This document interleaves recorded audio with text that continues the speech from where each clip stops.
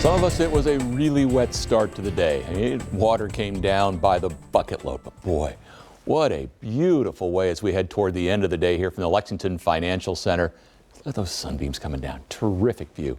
So that's from the St. Joseph Health Weather Bug Camera. MaxTrack Live Doppler. Got rain in Indiana for us after the rains of yesterday and last night. It's all done for us for the most part. Let's go back to quarter after 10 last night. You see that corridor of rain that we were talking about. In fact, it got going during the middle part of the evening. You notice it's about a 60-mile wide band. There was a stationary front here, and what was happening is you have a low-level jet that was hitting that stationary front. That's why it didn't move up and down, either north or south with the rainfall. Think of it this way. If you were spraying a hose up against a wall, it's the same idea. That low-level jet is the hose. It sprays the water, it hits the wall, that's the front. All your rain falls there, but where that jet is passing overhead, not so much in the way of rain. Just try it at home. Get your hose out and stick it up against the wall. And you have the kids lay underneath it. And they won't get all that wet, but along the wall there, yeah, they get pretty well soaked.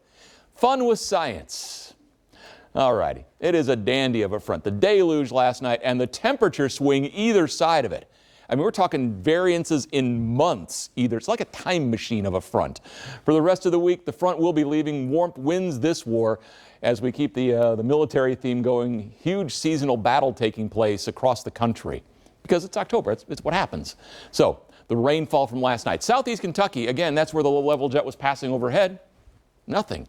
Hits the wall. Look at these numbers. Winchester just under 2 inches. Lexington 2 3/4. Eastern parts of Fayette County around Veterans Park 3.2 inches of rain in the last 2 days.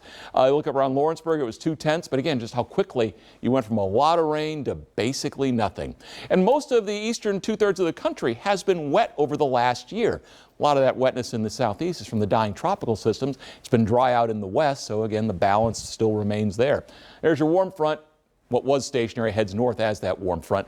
That cold front's going to die before it gets to us, although it may bring some clouds. And essentially what happens is the northerly winds go away, southerly winds take over, and boy, we do stay warm as another snowstorm gets going on up here to the north.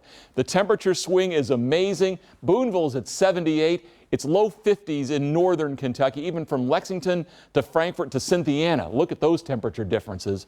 Right now at the Bluegrass Airport, we sit at 70 after a high today of 71, and it's humid enough that you notice it, and the battle that's going on across the country. All right, we're going to stay pretty warm here for the most part over about the next week or so. That is some real, almost early winter cold that's dropping south. So you get the idea of what's going on around the country.